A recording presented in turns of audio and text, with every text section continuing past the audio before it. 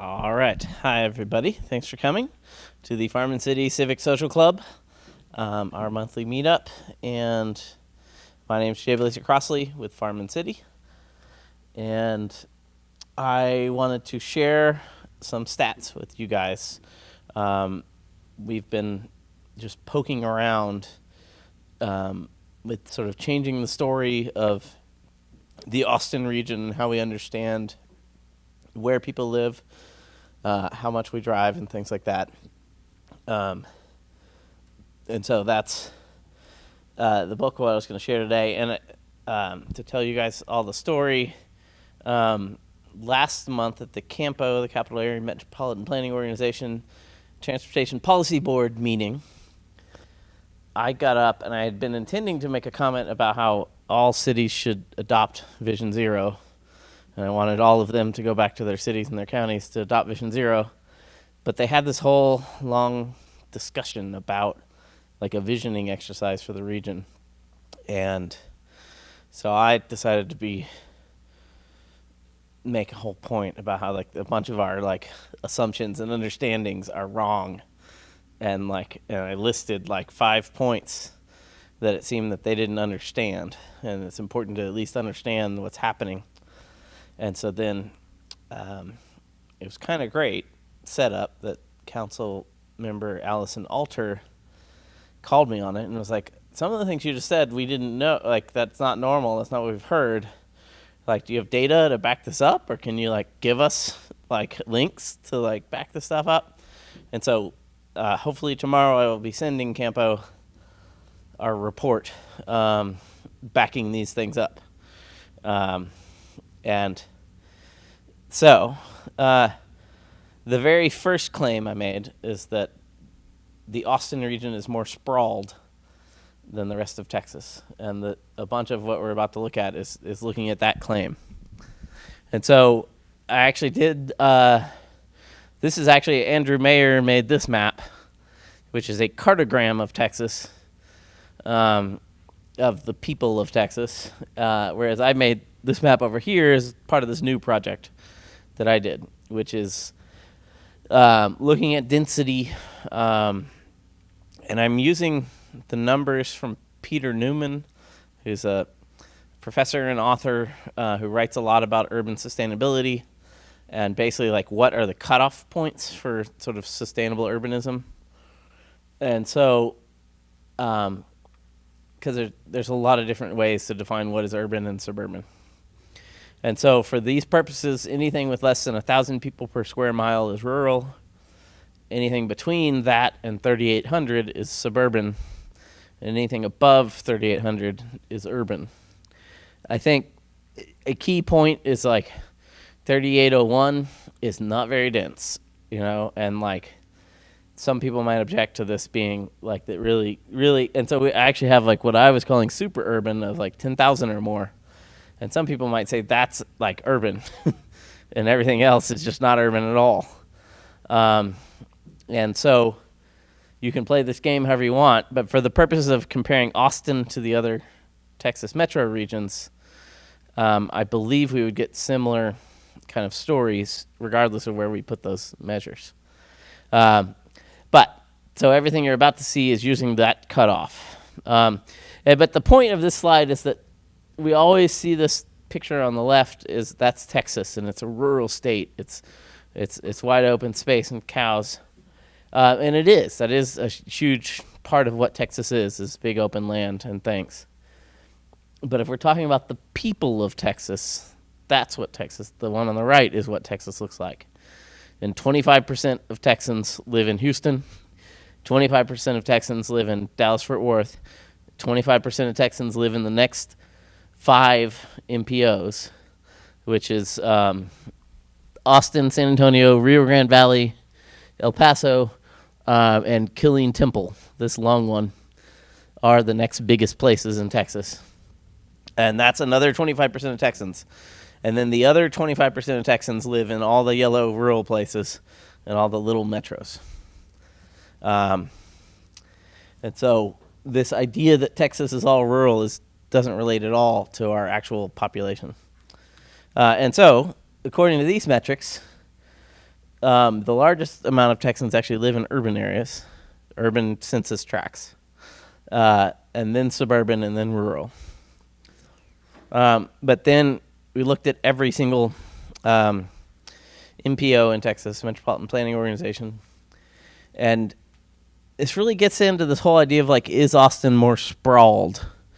And, like, Houston is famous for being, like, the home of sprawl. And Houston has more square miles of sprawl than many places. But proportionately, like, the amount of people who actually get to live in dense places in Houston is like 10 times as much as Austin, or almost 10 times as much. And so Houston basically has tons of sprawl, but also has tons of dense urban stuff. And then we can compare Austin to Dallas-Fort Worth, or NCT-COG. And it's a similar story. That NCT-COG is sort of more, it's kind of spread out density a little more than Houston, actually. But still, like, way more people are allowed to live in somewhat urban places in Dallas than in Austin. And then compared to even San Antonio, I was sort of surprised by this, because I always think of Austin and San Antonio as being very low density together. But that actually, using this metric, there's a lot of San Antonio that actually is sort of urban enough. And whereas there's Austin, the sort of the light green color in Austin is much bigger than in other places. And we also looked at these other, El Paso, Rio Grande Valley, Corpus Christi. The interesting thing to note about all these is that El Paso and Corpus Christi actually have, Corpus Christi is about the same as Houston and Dallas in terms of the percent of people living in urban places versus suburban, which is interesting. If you think about Corpus Christi, if you go to, like, downtown Corpus Christi, that's downtown Corpus Christi is fairly urban, and then you quickly get out into some sprawl, and then you're in just open land. And the point is that there's not a lot, proportionally, of that sprawl in Corpus Christi. And then El Paso is actually the most urban MPO percent-wise in Texas, which is interesting. A key point for El Paso is, if I had the data for this to be an accurate map of a metro region, it should be here. It should have this other side of the border. And the El Paso metro region, I think, is like 4 million people, because there's 2.5 million in Juarez. And so that kind of explains why El Paso shows up as more urban than, say, Corpus Christi, because it's really part of a bigger urban place. And so this is the whole point, that to argue for the Campo board members to understand. And so each of these charts, the orange is people, percent of people who live in urban places, green is suburban, and blue is rural. And, like, to some extent, the boundaries of the MPO are political decisions to some extent. And so the amount of rural can be kind of silly, and an MPO could be kind of wider and include more rural area.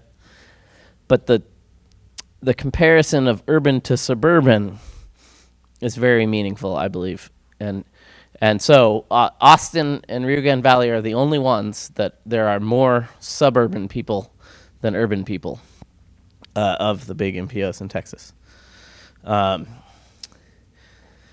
Which in Austin it's about equal, and Rio Grande Valley is basically very low density.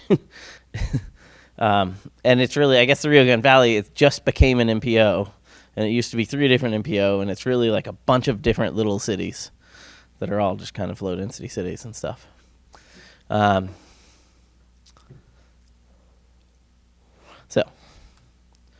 And just so you can think about it, I just think it's amazing, the whole, that really there's 4 Texases. There's Houston, Dallas, Fort Worth, the next 5 MPOs, and then the rest of it. And so this is just absolute numbers. And it is interesting that, like, basically the Austin MPO is basically equal parts, whereas that's not the situation in Houston or Dallas. Um, so the next claim that I made was that the people of Austin drive more than everybody else. And when you talk about driving, you talk about vehicle miles traveled and VMT. And so TxDOT publishes really amazing data, and as far as I know, nobody looks at this, and I just sort of found it one day. But there's sort of two different things. They publish an annual data table thing and an annual DISCOS, which is District County something, DISCOS. And it's just really, there's data on every single county in Texas on how much we all drive. There's data on how many lane miles you have and things like that. And it's really fun to look at all that data. And so just looking at, and TxDOT divides the whole state up into 25 districts. And that there's these, it's sort of funny how I keep getting to the 75% in different ways. But these 7 TxDOT districts are actually home to 75% of the people in Texas. So like most Texans live in just these 7 districts, and the other 18 districts is just another 25% of Texans. And these are all the ones with more than 1 million people. And the people of Austin have the dubious honor of driving the most when you look at it this way. And that we, on average, the people of Austin drive more than the people of Houston. Which I think is really something. And it's really something having to do with like Austin's image of itself and everything. And so then there's also a question, there's a perception that like basically the hippies won too much in Austin and we haven't been building roads. And like we don't have enough roads and we haven't been getting the money. Like TxDOT hasn't been investing in Austin. For some reason there's this perception that like somehow Dallas and Houston are getting more money for roads than we are. And so I believe that was false. And we did a bunch of research based on 2006 to 2015, the DISCOS data. And in that period, Austin got way more money per capita from TxDOT than all the other places. However, we decided to like update it to 2019. And then when you look at it over the whole time, it's a little different. But the story that Austin somehow has completely not gotten TxDOT money is false. And so in this chart, the big blue line is Austin. This is the rest of Texas, which a key point is that rural Texas is heavily subsidized through TxDOT, like 4 times as much spending per person in rural Texas as other places. And then this orange line is sort of weird. It's the next 4 MPOs.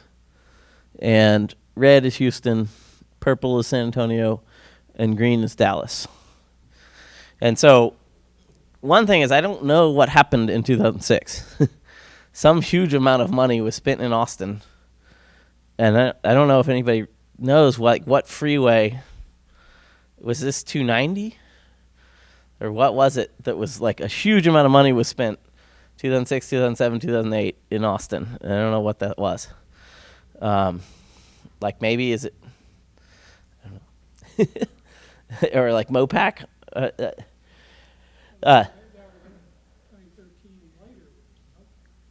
Right. So I don't know what that is.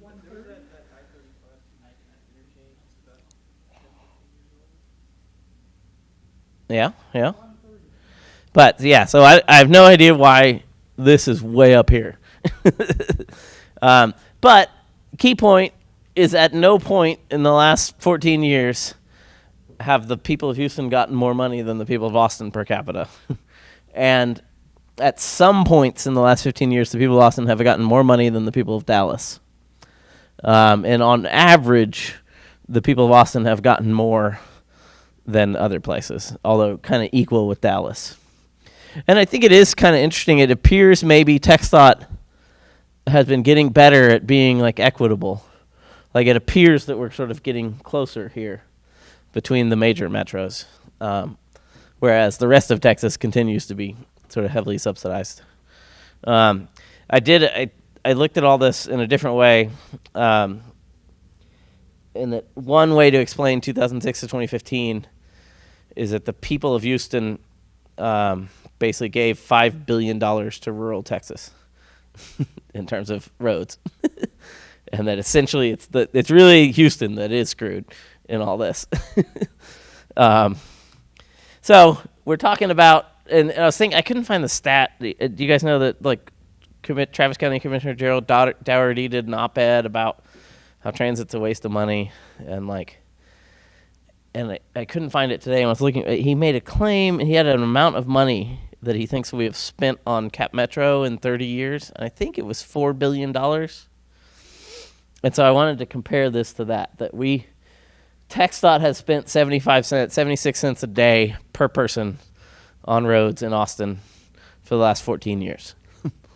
And I'm fairly sure the amount we spent on transit is more like 5 to 10 cents a day per person.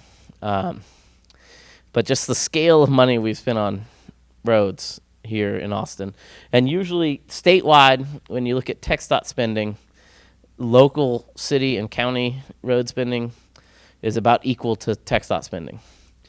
And so most likely, although it's the place where I get those stats is aggregated for the whole state. So there's a chance that it's different, but most likely in the Austin region, local governments have spent about $7 billion on roads in that same time.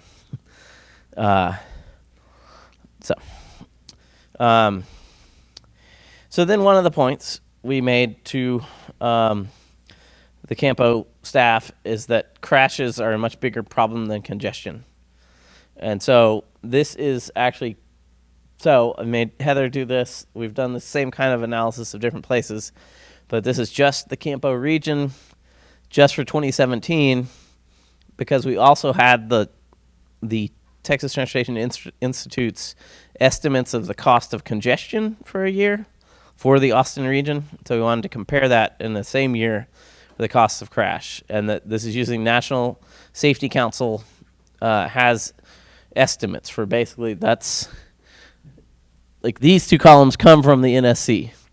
And they say that if you want to sort of estimate the total cost of crashes for a large area, such as a metro region, you can basically say for every fatality, there's $1.6 million worth of economic impact. And that includes all the costs of police and fire and everything. It includes all the insurance costs, but and a bunch of costs. But then they have a different method, which is comprehensive costs, and that includes pain and suffering and years of life lost, in which case it goes way up. Whereas the economic cost is just this year's cost. And so crashes cost the people of Austin $1.7 billion in economic costs in 2017, but $10.8 billion in terms of comprehensive costs. I'm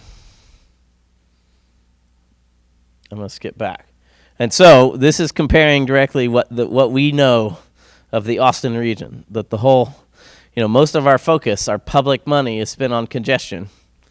And congestion, I think, is like $1.4 billion a year for the people of Austin, which statewide it comes out to about $500 a year per person. Like the whole terrible problem of congestion that we need to spend all our money on, it's about $500 million or $500 a year per person. Whereas the economic cost is higher and the comprehensive cost is much higher. And so we wanted to make that point. And then back to, there's this whole myth, it's Commissioner Dougherty's whole thing, and the whole myth that the damn hippies haven't let us build our roads. It turns out when you look at the data that Austin has more lane miles and lane feet per capita than all other large metros in Texas. And your experience of driving around Austin in terms of the amount of road that's available to you and in terms of the amount of impervious surface dedicated to road for you is higher than other places in Texas.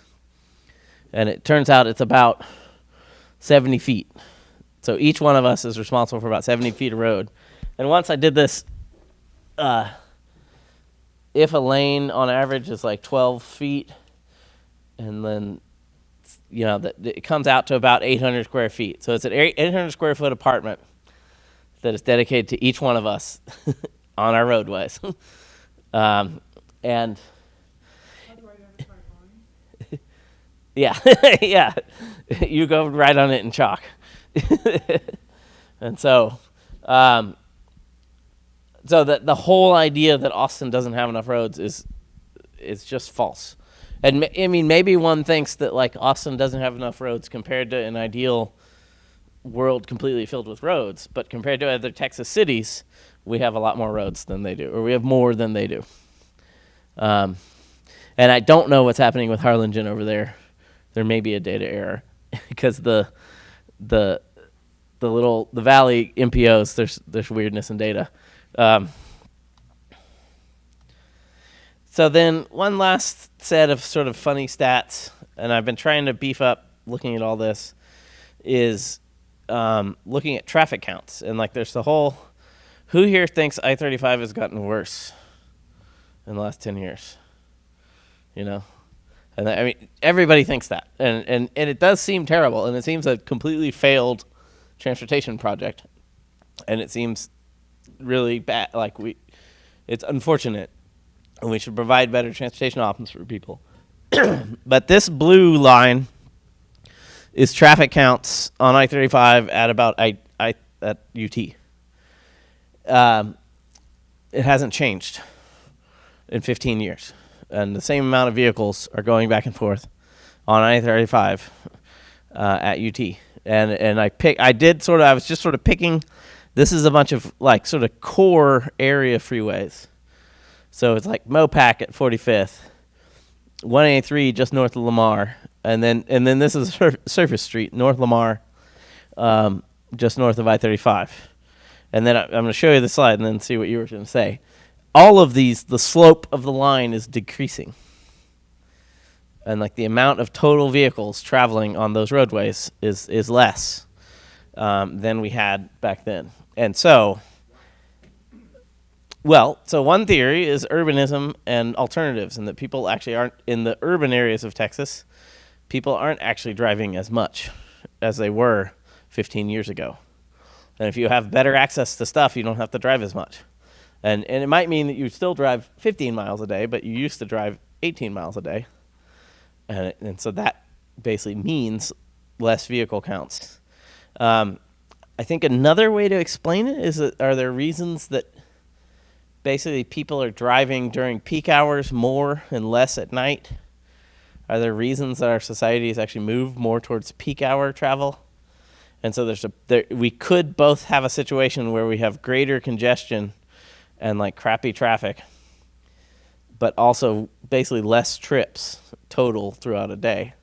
And I'm not really sure. So what were you going to say?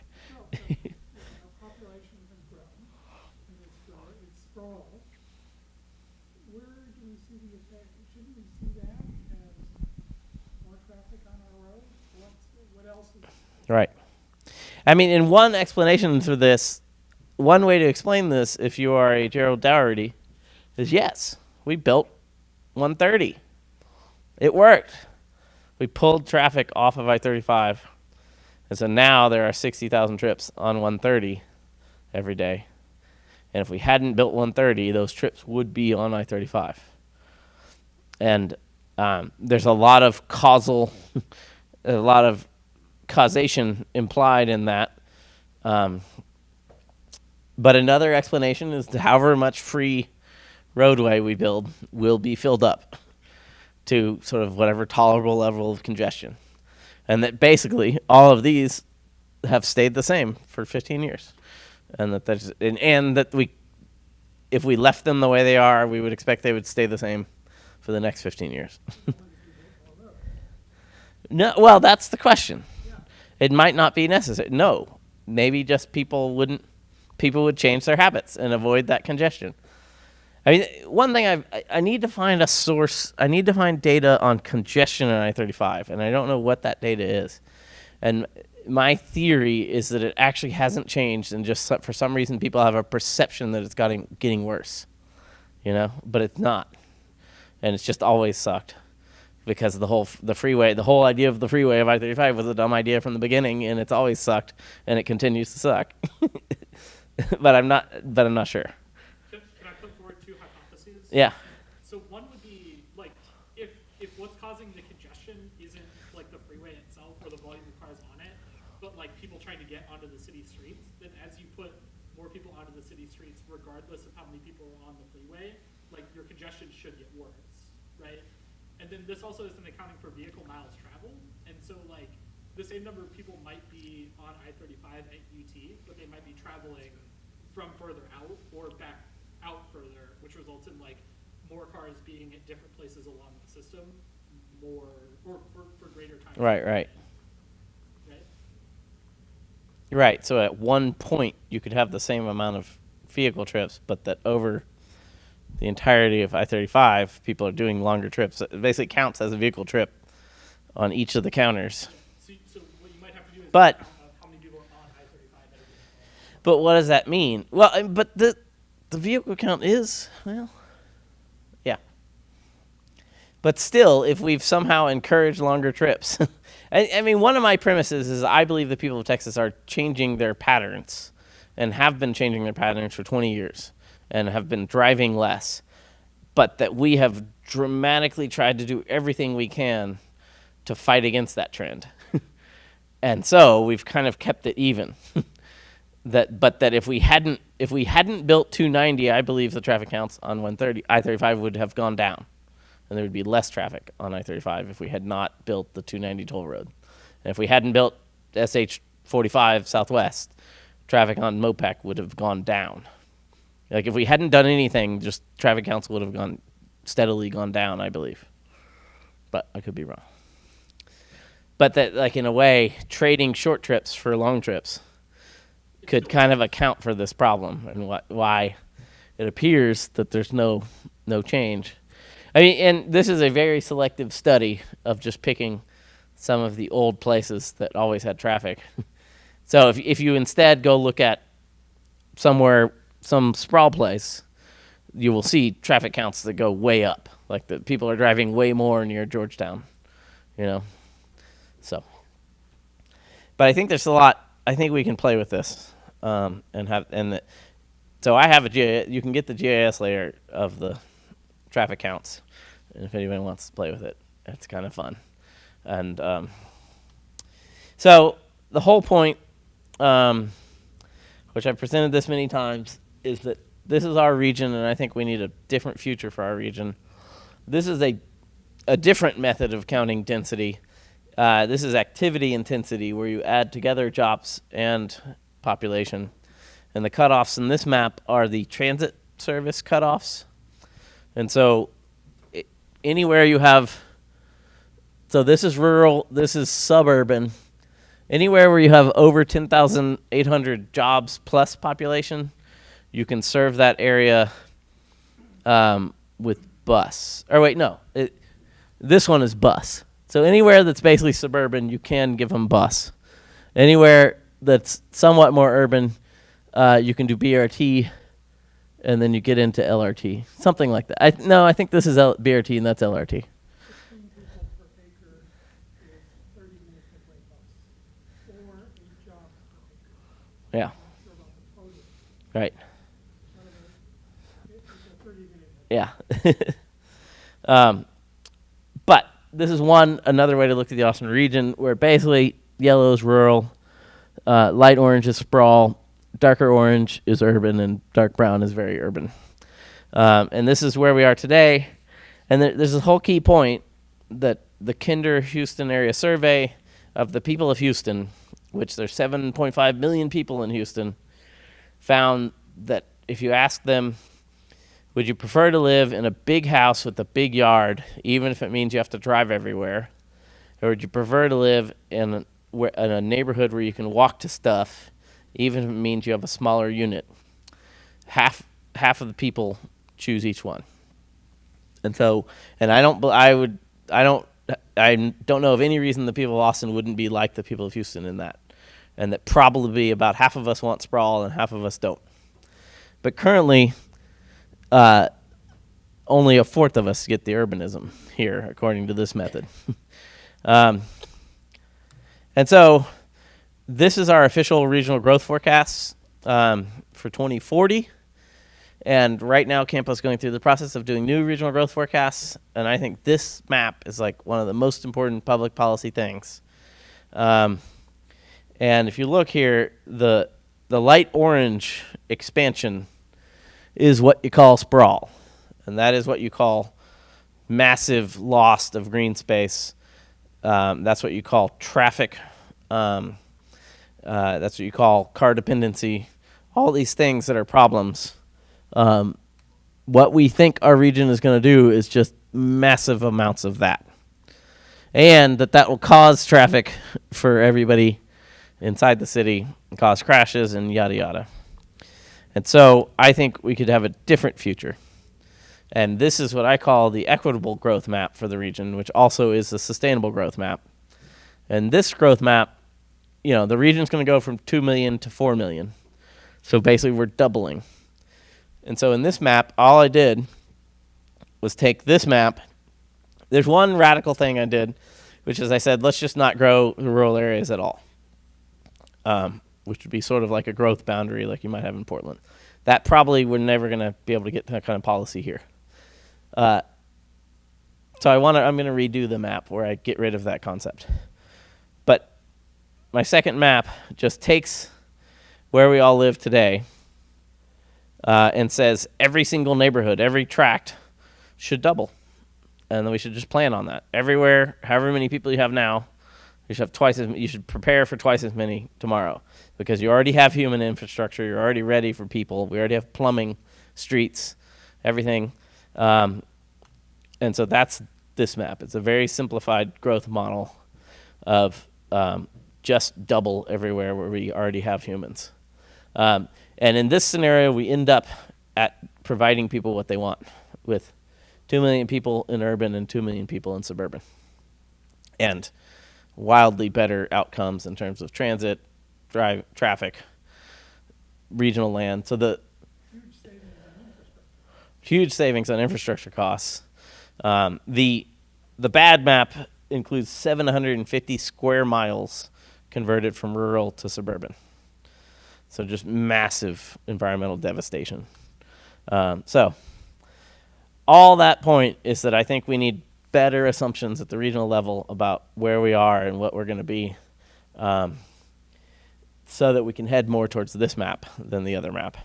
And we are specifically trying to push for a changing the regional growth forecast model to actually entertain the idea of a more sustainable future. Currently, our regional decision-making process does not entertain the idea. And we don't, and in the Cap Metro Project Connect, the Project Connect staff are not allowed to use this map to entertain the idea of how many people would ride transit. And so that's what we're trying to fix. I think I will finish. I was going to do an all nother little part about the land development code. And it was all based on, there's two key things. Do you guys know about the Uprooted report from UT? This is a report about displacement and gentrification in Austin. And I think there's some major flaws in that report, and that these two slides are the biggest major flaws. They didn't entertain the idea that basically things could change and we could have urbanism and we could have different housing types, and that they didn't. Nothing in the Uprooted assumes a dynamic, growing urban region. The whole report kind of assumes everything stays the same, all our battle lines stay the same, and pretends that people will stay where they are. And they didn't allow any of their analysis to assume change in how we all live, and to assume that basically all the benefits that you might see from the land development code, the Uprooted report technically didn't allow for the concept of those benefits, which is what this sentence means, I think. And then the other key point is that this uprooted report is supposed to be concerned with affordability. And the concept of displacement is about low-income people being forced to move. And there are proposals on the table to actually use this report to identify certain neighborhoods for certain treatments in zoning, and identify neighborhoods as gentrifying neighborhoods, and that those neighborhoods will have different treatments than others. And they only use data on homeowners to identify affordability, which is really something. That 55% of Austinites do not own homes. The vast majority of low-income Austinites do not own homes. Probably, I don't know, like how much, like, I should find this out. But I'll bet people living in poverty, 90% don't own homes. So you've got one tract, the number of homes they use for that calculation is 11 That there are 11 owned homes in the tract. in that tract. You classify the tract as gentrified. Right. But how many people live in that tract? Like hundreds or? Hundreds. But so this idea that we base affordability on home ownership is insane. And that if you are very poor, you don't own a home. And so, I just think that's a poison in Austin that I think it's really the realtors kind of dominate discussions of affordability. And from a realtor point of view, just the sales prices is what matters. And so we have media all the time. We have news stories that are about like home prices are going up, they're going down. It's hard to live in this neighborhood. It's hard, and they're always only talking about buying homes, whereas most Austinites aren't buying homes, and most poor people are definitely not buying homes. And so I am very concerned about the idea that we would actually have city policy based on this definition of affordability. So, and then I was going to go into some maps, but I think I won't do that. What are you? I will show you the maps really quick then. Well, I had just. There's so much wrong with that report. It ought to be withdrawn. Well, Just not make city policy on it, but withdraw it. it's possible that City Council is voting today to codify that report into city law. So I just did this stuff a while ago. Oh, you can't see it. I had this whole thing where I was playing. And the whole point is this is a metric called median housing cost. And so the point is the census has data on what it costs for everybody, homeowners and renters, and it's all combined together in one data point called median housing costs. And not just median, that you can actually download housing costs by price levels for every single census tract. And so if you look at, so this is a map showing like places where housing costs have gone up in the median and gone down. And basically the story is that the median in the core of Austin has gone up. And that actually there is this whole sprawling prices going down story. But that basically the east side and the west side are all experience the same type of housing cost increases. And that in theory you could, I think these are like TAZs or huge zones, so you could get down to census tracts. And so I've been doing other analysis. But there's different stories depending on the data you look at. And so the final map is that I've been working on all this. And this is where you break it down. And this is housing cost. And I made up 4 sectors. And I think it's monthly housing cost is less than $1,000, is between $1,000 and $1,500, is between $1,500 and $2,000, and then is over $2,000. And this map is showing you change. And so downtown Austin added a bunch of expensive housing, and then some amount of not quite as expensive housing, and then got rid of a little bit of sort of median housing. Whereas Bolden, massive loss of affordable housing. Hyde Park, massive loss of affordable units.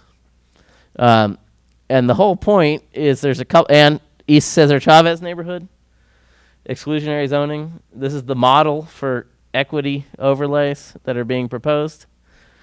Massive loss of affordable housing, but no population gain.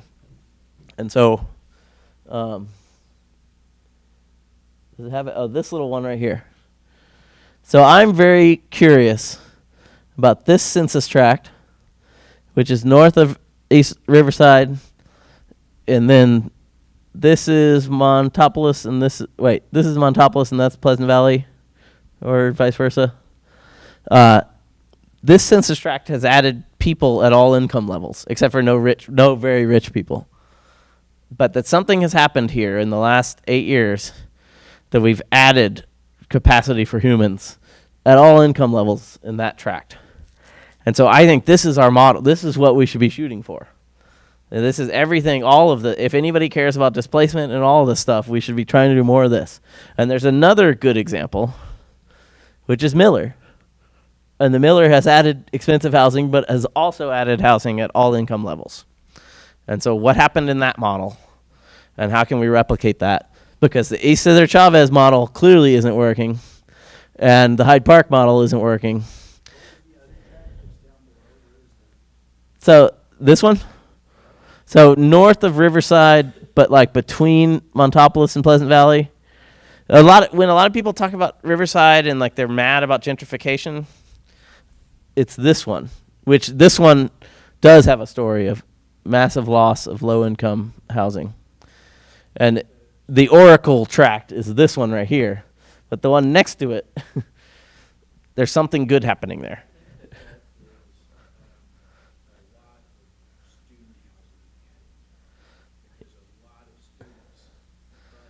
Right. But there's a general public perception that all the students are being kicked out, and it's just not true.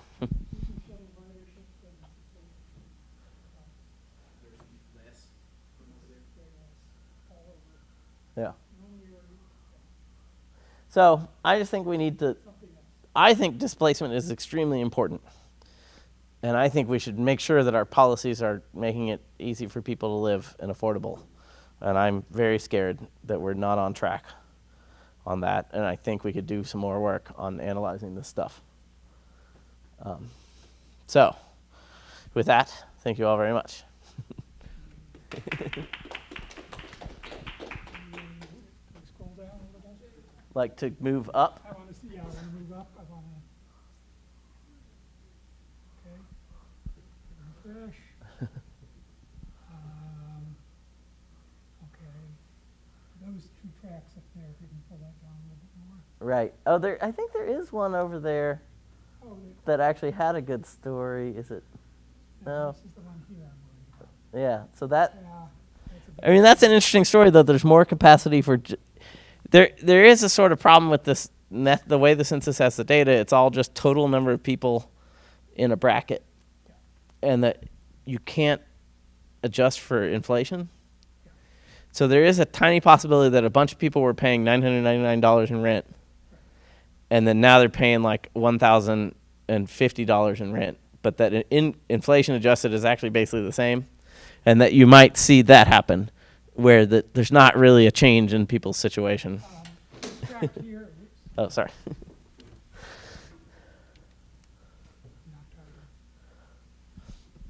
I know a lot about that track. Yeah. It's one of the ones identified in the uprooted study. Okay.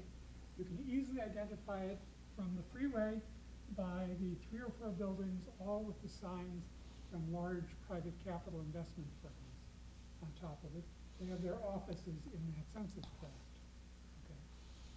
What is true about the tract, and the problem is that it's a tract, not a block group, okay, is that there are a bunch of what were formerly student apartments in the middle of that tract, right next to the expensive office buildings. Yeah. And as West Campus has grown, this area is served by the 661 Far West Shuttle. Ridership has gone downhill. People are still, you don't see big signs go by those apartments are within easy walking distance. You don't see big signs about, first and last month's rent free. Their apartments are full. A different population has moved to Yeah, this yeah. tract. And so the students have moved, Yes. which Students have moved to West Campus. Wh- And which for the nerds, there also sort of a flaw with this method, or there's just something like West Campus is here, and that this is price paid to live in a unit. And so if West Campus has systematically created more 3 and 4 bedroom units, you might have individuals paying less rent, even though the graph is showing an increase in expensive units. And so, like, to really figure this out, we have to somehow deal with that problem. this tract here has 11 single-family homes. They're right along that border. Yeah. And that's the holding. Oh, there's 11 homes? Yes. Oh, and so they call that a gentrifying tract because of those single family homes? Yes. Yeah, that's just hilarious. And so wait, they're proposing to not, I mean, that clearly things along Mopac should be upzoned as much as you can. No, they're not upzoning it. Yeah, that's horrible. Well, they're all those private capital investment companies. And again, from the freeway, you see a plastic surgery center. All of the, if I can think of signs of affluence in terms of what kinds of businesses are in an area, that area has all of them. They're all visible, nicely visible from Mopac. Well, um, well, yeah, yeah, Do you have, is there any data about the cost of police reform for right, building roads? right, How that affects, exactly, like, if you build more roads, is there associated cost right, with hiring right. cops? I wish there was, and in the past, Councilmember Chris Riley, like, you know how council members can like ask questions during the budget process, and he tried to get some data on like how much are we spending, how much of our police and fire spending is really car, and I think we got some data, but not, we never could, the way he asked it, we didn't get at like what is the cost. And then Flanagan was trying to do that, and I never saw it. And so it's something I want to do. We've talked about, we're trying to do this in a fantasy world. Farm and City wants to do a like total cost of transportation across Texas. And we've done some really cool stuff, like I'll show you a run slide real quick, but like one of the things that would be awesome to do would be to figure that out, and like what is the cost.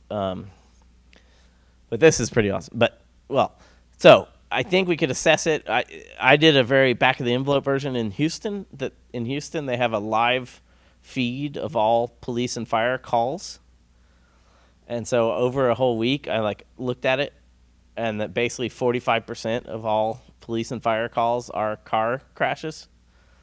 And so then estimated, okay, 45% of the police and fire budget in Houston is like $500 million, and that we're spending $500 million a year to clean blood off the streets.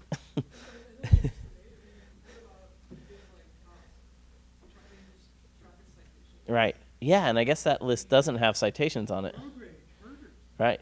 Yeah, yeah. murder rate per mile. So But there's so much more that they do. That they use their time to do traffic enforcement yeah, to get someone to get for right, turn the wrong way. right. And that is just a cost of the habit of driving that we're not assigning to it. So in ideal world, we need to get Flanagan or somebody to like ask the question exactly right in the budget process, and like force Austin City staff to do the math and just make an estimate of like what are we spending on police and fire that is really just driving. Yeah, yeah, yeah. Okay.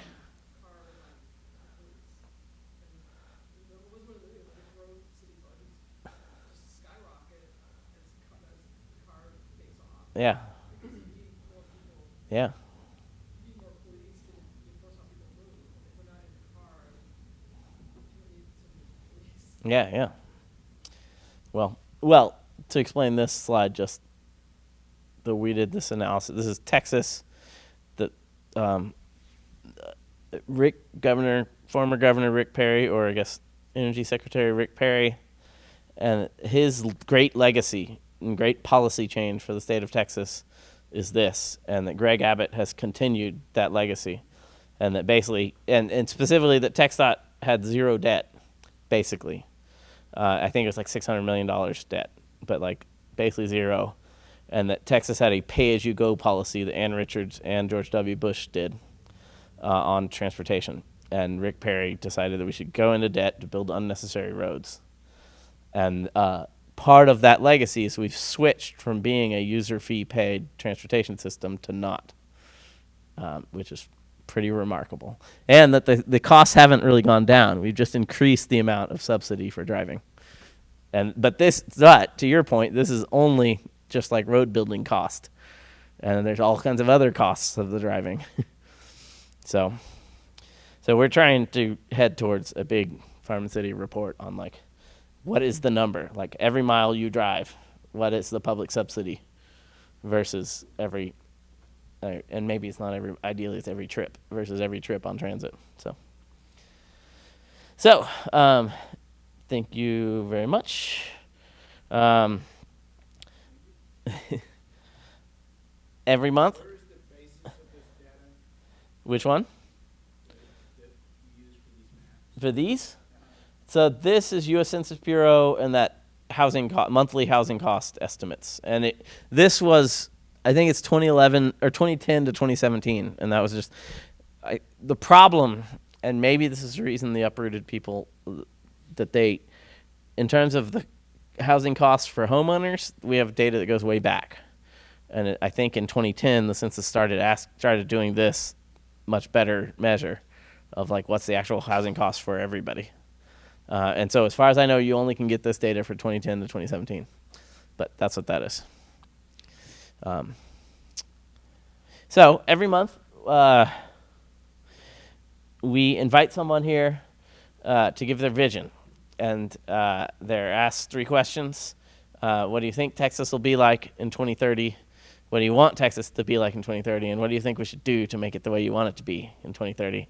And so this month, we invited Lauren Burr to give his Thomas the Tank Engine talk. Thank you so much. Hi. As like an introduction, I have no qualifications for this, but Heather, the intern, is a good friend of my girlfriend's, and she has put up with me talking about trains for a long time. And so she was like, come here and talk about trains. So I said, okay. Yeah. So quick look at the agenda. Want to talk through like what the status quo looks like, why high-speed rail is really good, why high-speed rail as a public good is even better, what the like success criteria might look like, and then if we could ever like feasibly make this a reality. And so I guess to start with, we have to take a pretty dismal look at the status quo. And I think we all agree that climate change is acceptable science and it's going to kill people in ways that we haven't even understood yet. And on the bright side, Texas highways are killing people right now. Hopefully everybody is like reasonably familiar with this graph. It's just like the U.S. Source of greenhouse gas emissions. And if we look at it, we understand that transportation makes up a pretty significant portion. And when we look at greenhouse gas emissions by state, we can see that Texas is like number 1 with a bullet. We're greater than the next 2 combined. This is just like really disappointing because you want Texas to kind of be like a leader in the country, and we just like are really falling behind. And here is like a reasonably interesting graph that I found that is the source of these changes. And so this is 2005 compared to 2014 was the most recent data that I could find. So this big green change right here is what's called fugitive emissions. Those are not even really CO2. Mostly those are methane as a result of natural gas production. which, it shouldn't really surprise you because North Dakota is number 2 right here. Oklahoma's number 3. Those are the other like 2 big fracking states. But we can also see this orange graph right here, which is the increase in CO2 emissions as a result of transportation. And I think everybody here has like a reasonable understanding of where that's coming from. It's all the stuff that Jay was just talking about. And so the result is this disappointing headline. Essentially, like, our falling behind is really like hurting the country on this. So that's kind of the bleak climate change picture. And now as we look at the bleak fatality picture, again, kind of stuff that Jay was talking about just a minute ago. But somebody's died on Texas roads every day for the last 19 years, which is really crushing. Jay was talking about the costs that fire, ambulances, and police have had as a result of just cleaning up car accidents. I would really recommend people check out, if you haven't already, this series by the Houston Chronicle called Out of Control. And it's essentially just about like why Houston roads are the most dangerous of all the major metros in the country. It's really pretty eye-opening, and also makes me never want to drive in Houston. Here, this is a graph pulled from that Texas Tribune article. We can see deaths per 100,000 residents in Texas, and as compared to the rest of the national average.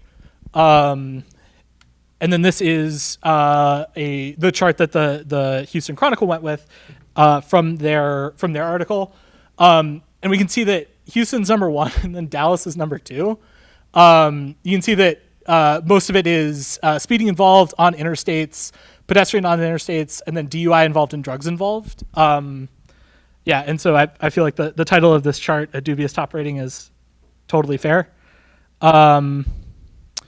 Here we have pulled from TxDOT is the fatal crashes and fatalities by road type. And this is just against month because the other one was something weird. It was like by county, and you just like can't fit all that into one page. But so here we can see U.S. state highways and interstates make up, almost 2/3 of the total. And then obviously, like, you have some city streets, farm to markets pulling up the rest, right? But yeah, this is like kind of bananas. Just the number of people that we have dying on the highways. And then specifically, I was also looking at on I-35 specifically in 2008. There were 20,000 crashes that resulted in 150 of these fatalities, as well as 471 major injuries. And so we kind of have to ask ourselves, like if we zoom out a little bit and we kind of ask why we have all of these fatalities. At a certain point, it's just like it becomes a statistical certainty. Like you guys are all familiar with the birthday paradox, right? Is that no? Heather's shaking her head no. Okay, so there's the statistical problem in math is if you get how many people in a room do you need to get together before any two people will share a birthday, right? And the number is like really low. It's like 25 or something like that, and it always just like blows people's mind. At that point, it's like a near statistical certainty. It always blows people's mind. What's actually happening is you have to consider that every person added is not just checking against you, which everybody kind of naturally does by default, but they're checking against everybody else. And so it's an exponential function. It's not linear. And so driving on the highway is kind of the same thing. The millionth person that you add is way, way, way, way, way more dangerous than the 100,000th or the 900,000th even. Because it's not just, and it's pretty easy to understand why, right? If you have one person on the road, there's no chance that they can crash into anybody else. If you have two people, it's very unlikely. If you have three, now everybody has two people to crash into. If you had another one, they all have three, so on and so forth, right?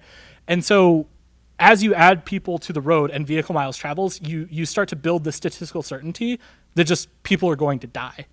And so a solution for that might be to get people off the highway, right? And so how do we do this? One of the ways that we might do it is just like flying intercity, right? That's the whole Southwest like model. And if I wanted to fly Austin to Dallas tomorrow, these are like all of my options for flying. and they all cost about the same thing. They all cost about $400. I checked this pretty recently, so that's not actually like a reasonable price. There's 8 to choose from. Yeah, there's 8 to choose from, and then I can. These are all my return flights. 1, 2, 3, 4, 5, 6, 7, 8. I've got 8 again. I also checked American Airlines. I've got 9 flights going out and 10 returning on Saturday. So like a pretty robust options if I wanted to fly and I didn't want to drive. If I can't afford a plane ticket and I don't want to drive, or I don't want to put up with the TSA, which I think is like totally reasonable. This is my train option to get from Austin to Dallas. You'll notice that it leaves once a day at 9:30 a.m. And it takes almost twice as long by train as it would if I just drove, right? And so anybody who's like trying to get there in a hurry or doesn't want to buy a hotel for the night, all of these kind of like reasonable things that just happen to people would force you to drive as opposed to taking the train, which is like more environmentally friendly and safer as we'll get into.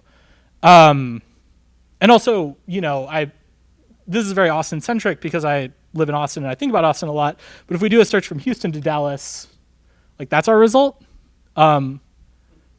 which is kind of hopeless. And anybody who's like familiar with Amtrak and how they operate will kind of like understand why. They own like very little of the track that they actually run on, and they're never given the capital to build new track.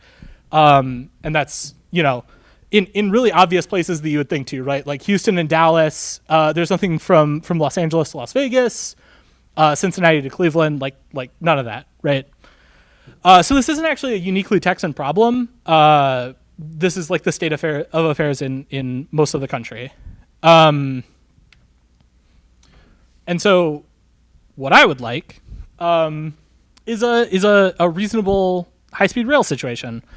I was talking to my boss about how excited I am to go to the UK here at the end of the month and ride some trains, and he told me it's the most civilized way to travel. I tend to agree with him. Here's a conversation that I had on Reddit.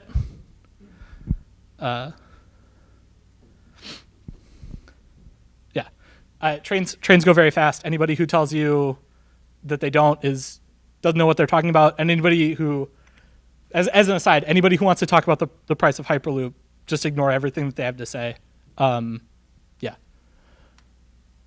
Oh, and I wanna rewind for a second because I think when you start talking about high-speed rail in the United States, a lot of people want to pump the brakes and they want to say like the United States is too big, you know, nobody would want to ride the train for that long, et cetera, et cetera.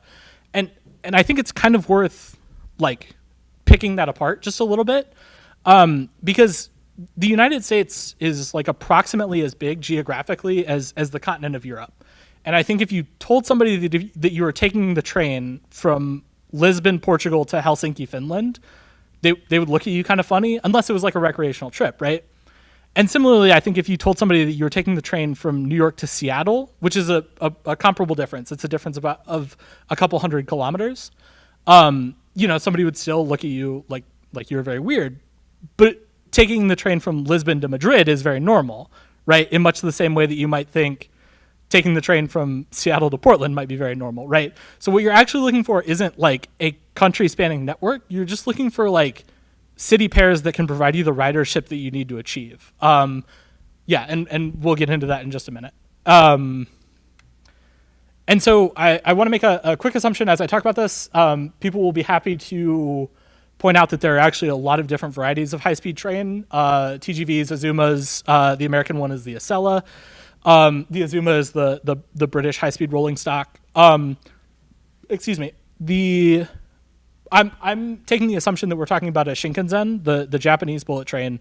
And essentially the reason for that is that's the one that Texas Central wants to use to build the Houston to Dallas line. And so I feel like that's like a fine benchmark. And so that's going to mean a couple of things. The one is a big one. The tracks are going to be electrified. These aren't diesel trains. The TGV and the Azuma, for example, are both diesel trains. The Shinkansen is fully electrified.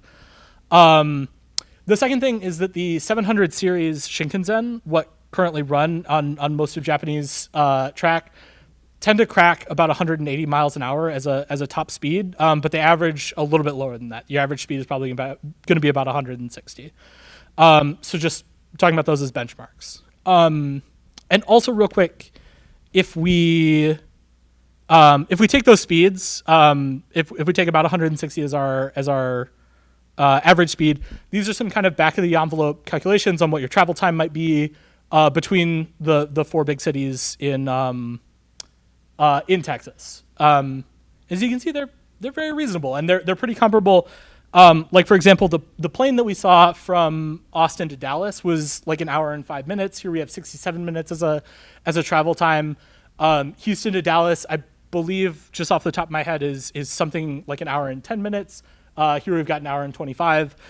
So they're pretty comparable, which again is something that shouldn't surprise people who look at train networks a lot. The most popular train routes are the things that are about 300 miles apart. London to Edinburgh, Milan to Rome, and then obviously, you have the Tokyo to Osaka line.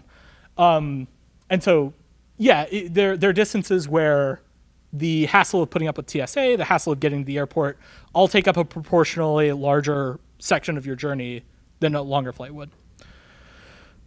And so this is all like pretty nifty, but we also have to think about if it solves the problem that we're trying to solve, right? Greenhouse gas emission reductions and traffic fatalities. And so here is passenger miles per gallon of fuel. Little asterisk. Amtrak only has like 1% of their track electrified. That's the Acela. The rest of them are all diesel trains. But even if we go with that assumption, we can still beat both car with 2 people and car with 1 people like pretty badly. And then we also have this graph kind of inverted, which is grams of CO2 emission per passenger mile. But I like this graph a little bit more because one thing to understand is if we're assuming an electrified track in the Shinkansen, this amount right here goes down proportionally with your grid.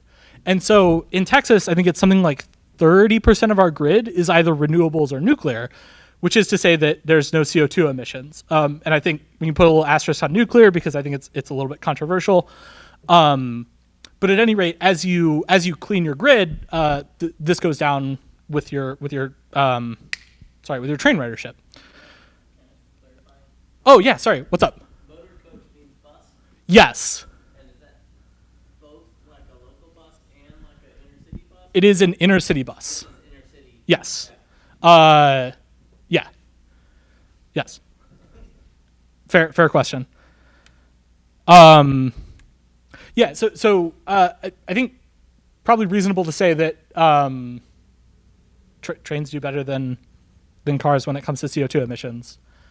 So now if we think about safety, so here is the number of traffic fatalities per billion passenger miles in the U.S. And this is between 2000 and 2014. I couldn't find anything that was like holistic that was more reasonable than that. If anybody has any of those numbers, I'm very interested in them. But one of the things that we can see is commuter rail and Amtrak, it's like literally orders of magnitude safer than a car or a light truck, right? Either as a driver or a passenger. Yeah, just so much safer. And again, I think it's like really obvious, right? You're on a train that can only go like one place, and you don't have to like dodge other cars. And I feel like it should be obvious why trains are safer than cars. And I would also add we already talked about the birthday paradox. No, we can revisit it real quick. So the first thing that I would add is part of our assumption is that we're using Shinkansen bullet trains. The Shinkansen trains have carried something like 10 billion passengers in their lifetime. They were first launched in 1962. And like earthquakes, tsunamis, derailments, all of these things, they've never had a fatality. So their safety record is like literally impeccable. I don't trust Americans the same way that I would trust the Japanese in terms of a safety record. I think they're just more professional. But I think that still like says something about what we could achieve here in terms of safety. And then the second thing, again, to hammer home this birthday paradox idea is as you pull more people onto trains and off of the road, you will also, like, it's not just fewer people that can crash, it's fewer people that can be crashed into. So this number goes down like twofold. You get to double dip there in terms of safety records, which is exciting because more people get to live, and that's, you know, generally good. So then we might ask like where the next question, which is where would we put it, or at least where would we launch it? And my personal preference is along the I-35 corridor. If you include Dallas and Fort Worth as two separate cities, but you touch both of them, you have 4 of the 5 largest cities. You have 4 of the 10 largest universities, and then it goes up to 6 if you include Arlington and Denton. And you have about 35% of the total Texas population. That's essentially, like, I got that number just by doing the counties along the corridor. By the way, if you look within like 150 miles of College Station, right? Like, so the rest of the little like triangle, I think it's something like 75% or 80% of the Texas population lives there. Yeah, so it's like relatively easy to serve a lot of people with something like that. And also one thing to stress, I get really excited when I think about reducing greenhouse gas emissions and people not dying on the freeway. But sometimes that can be like a little bit abstract for people. And so you can kind of like make this concrete at this level. Because if you think about somebody who lives in like San Antonio and their kid just went off to college at Baylor or like UT Arlington or something like that, like this just makes it that much easier and that much quicker for you to go visit them or them to come visit you. You know, if you think about like New Braunfels, you can take your family to Schlitterbahn without having to figure out who's going to drive, or like the hassle of driving with kids in the car. All these things, there's like, so once you start thinking about destinations, it becomes a lot easier to think about like concrete ways that this can like meaningfully improve people's quality of life. This is another gem from my boss, because I don't think it's good enough to just like have private companies run willy-nilly and do trains. I think that they should be thought of as a public good in much the same way that we think of roads.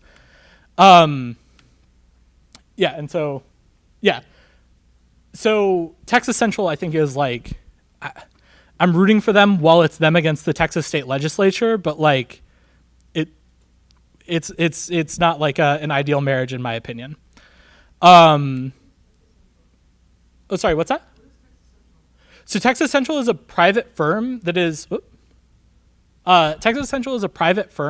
trying to build a high-speed rail using Japanese Shinkansen trains to connect Houston to Dallas. And I think they want to have a stop in the Brazos Valley as well. Their planned travel time is something like 90 minutes. And then right now they've been going through this problem in the legislature where, so if you're deemed a railroad, you have, under Texas law, the right to use eminent domain to purchase land so that you can like lay down your tracks. But there's a legal challenge as to whether Texas Central is actually a railroad because they haven't actually run any trains yet, which is like, it just makes me like really glad that I'm not a lawyer because I wouldn't want to have to argue that. It is a little bit frustrating because like if you wanted to launch a railroad, how would you do it if you couldn't purchase the land? But at any rate, they're appealing that right now, and also most of the land that they purchased has been through like normal commercial deals without using eminent domain anyway. Yeah, that's who Texas Central is.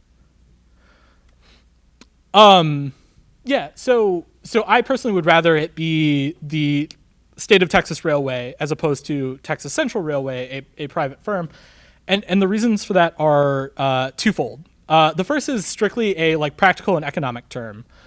Jay was up here talking about the like dollar cost of every fatality that we have on the highways, and like to put it in really cold terms, the second that somebody dies like on the highway, they stop paying taxes, which is to say that all of our taxes go up proportionally because we have to like pay for that revenue somehow else. Again, that's very cold. I hope I'm not being too callous to anybody who has lost somebody in a car accident. Furthermore, like if you make it so that this is a public good, somebody can pay for it simply by like continuing to live and like pay sales tax every time they go to like Torchy's Tacos or like HEB or you know what have you, as opposed to buying down the price of the ticket by purchasing a ticket. Yeah.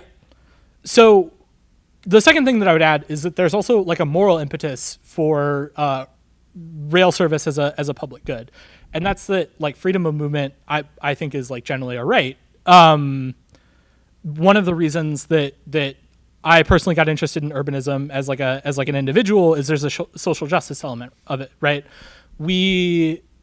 Basically every American pays a $3,000 to a $35,000 tax to get between and around their cities.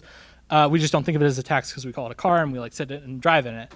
Not everybody can afford that, right? And so not everybody has the same opportunities within and between cities that people with cars do. And so, yeah, making it easier, cheaper, quicker to get between cities isn't just an economic problem. It's one of fairness and justice as well. Yeah,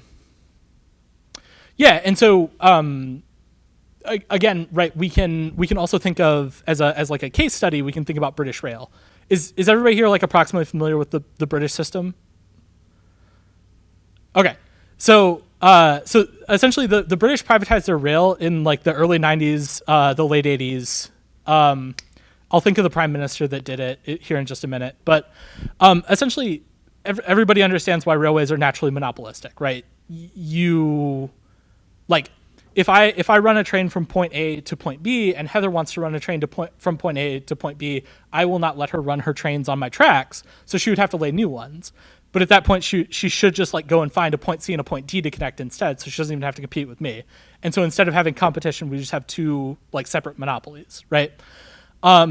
And so the UK, as a way of like fighting against that, they separated the monopolies vertically. And so somebody owns the track, and then they have to they auction off the rights to run the trains on the track.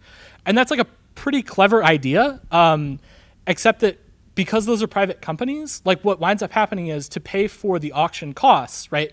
To pay for the price that I am paying to run on this track, I either need to cut services or raise revenue as a way to like recoup that loss.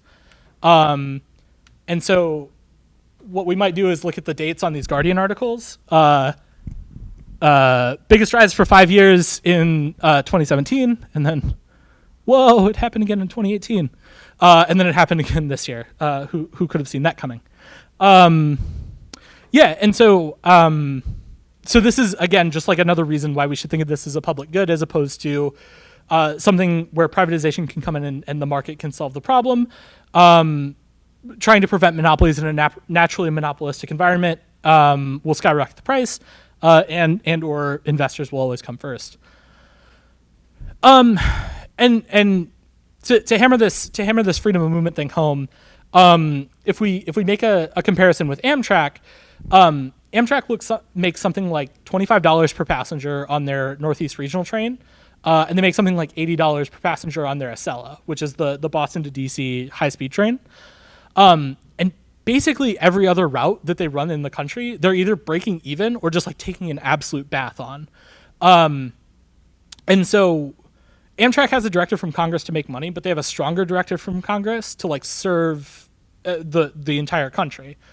And so that prevents them from being able to run trains essentially from like Providence to Baltimore and just being done with it, right? And making their money. And so all this is to say that if you have a private train company operating in Texas where their only motive is to generate profit, there's like no chance that Lubbock ever gets service. There's like no chance that Corpus Christi ever gets service. It's all going to be Houston to Dallas, Dallas to San Antonio, and that's going to be the end of it. If you have a public company, then if you have a train that's treated as a public good and understood as a public good, then it has the directive of the people, and so we can say, yes, we've started to make money moving from Houston to Dallas, or we've started making money moving from San Antonio to Dallas. We can plow that money back into the system and start to serve these other communities. And so now we can start to think about what success for this might look like. The vision part of the actual vision part of the vision talk. And so I would think of intermediate success as being the kind of Texas Triangle connected via high-speed rail lines.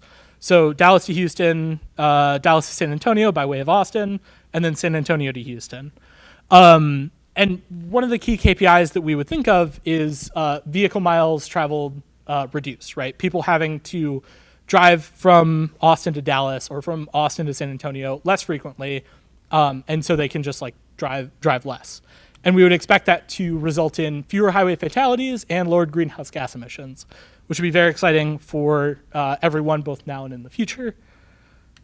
And one thing that we should also understand is that we would unlikely to be at 100% fare box recovery ratio, because if you're understanding it as a public good, you essentially want it to break even against this operating cost, but also against the added benefits of fewer greenhouse gases, less air pollution, fewer fatalities, and all of these things. And so if you just do a dollar-to-dollar comparison, you're almost certainly going to be losing money. Yeah. Okay. Sorry. And so then we get to start to think about what long-term success actually looks like. And so like I said before, this shouldn't just be the major cities of Texas. What it should include are smaller communities, like I mentioned above. So I just shot from the hip and thought of Galveston, Corpus Christi, Laredo, and Lubbock because they're like reasonably sized towns. Galveston and Corpus are both like pretty popular seasonal destinations, and Lubbock obviously has Texas Tech. But you know, you can also just do ridership surveys when the time comes. And it's also worth pointing out that these bring an economic bump. Infrastructure generally does when it's done well. And so the state would almost certainly have towns actively courting it to join the network, at which point you can kind of like lever on them to be more responsible. Asking for things like eliminating parking minimums within a mile of your train station, say, or you have to have X percentage of your housing capacity within walking distance of the train station. Kind of things like that allow you to, get your towns to be a little bit more responsible, both financially and environmentally. And then if we want to dream big, we can also look at other larger cities outside of the state. Again, we want to look for these city pairs that are about 200 to 300 miles away, which would be, Houston to New Orleans is about that distance, as is Dallas to Oklahoma City. You have Norman for people who like going to OU, football games and whatnot. And so you can start to dream big. So that's what long-term success would look like. And so now we start to think about, could this ever be a reality? And I was like a little bit glib here. I came to the inaugural one of these, and there was a guy from TxDOT who presented their planned budget from 2020. I forget what like the jargony term for it was. But they had laid aside something like $13 billion for like new highway construction and another $14 billion for highway maintenance. And that was like the bulk of the budget. It was like 2/3 of the budget. And then he was talking about the End the Street campaign, the campaign about we want fewer people to die on Texas highways.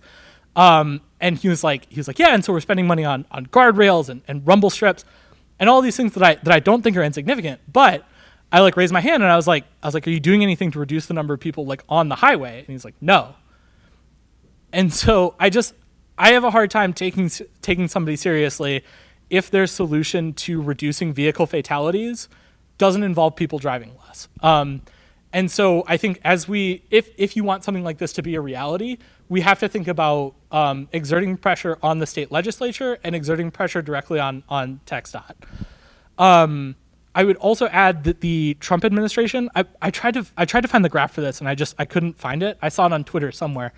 But it was the graph for the Trump administration's proposed Department of Transportation budget, and essentially all of the grants for basically anything that weren't cars was cut back like wildly. There's nothing for bikes. There's nothing for transit.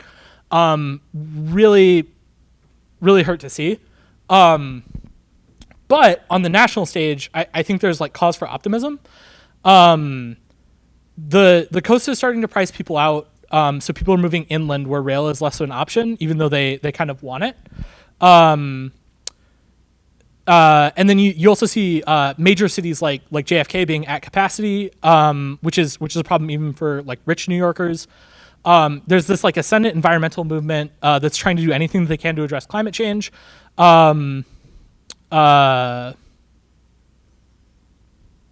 sorry.